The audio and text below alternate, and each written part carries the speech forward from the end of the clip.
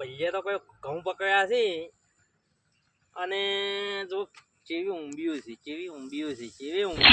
ભૈયાને તો. અને ભૈયો મારો બેટો પેલો પાવેરો છે. એ ભલાબા લે ભલાબા, ઓહ તારી બોલતાય નથી ને પાછા. ઘઉં હારા પાચ્યા છે એટલે કેવી ટણી કરી હતી, વળી કવાની ટણી કરી હતી પાછા બતાવે છે અમારે.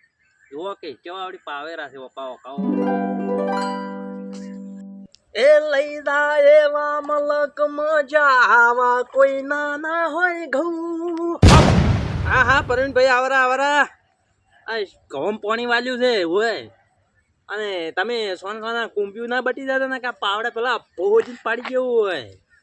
અને ઘઉં તો કેવા પકવાયા છે ભલો બા રાતના ઉજાગરા કરે છે. ઓ એમને એમ ઘઉં નહીં પાકતા.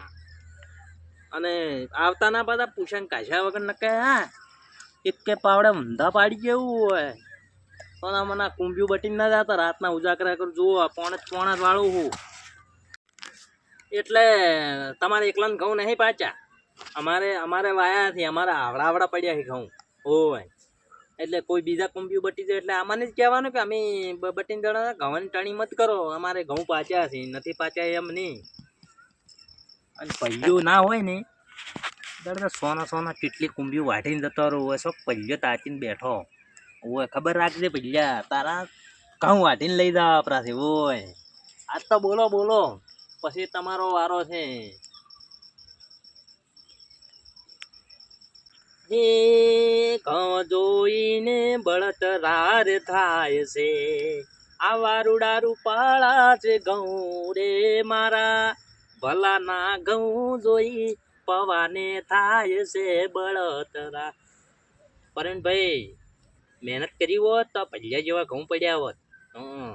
ઘરે તો ઘઉં વાવવાના છે ને બસ કોકના ખેતરમાં કુંભી લેવા ઉડી આવું છે. અને ભાડેલું તો એક કે પાવડે ઊંધા પડતા કરું. આ ભૈયો નથી જેવો તેવો કેવા છે ઘઉં.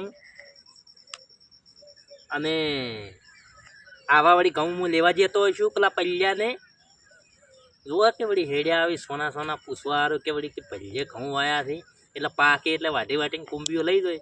ઓર રાખ્યું છે ને તોડી નાખવાથી મોર ને મોર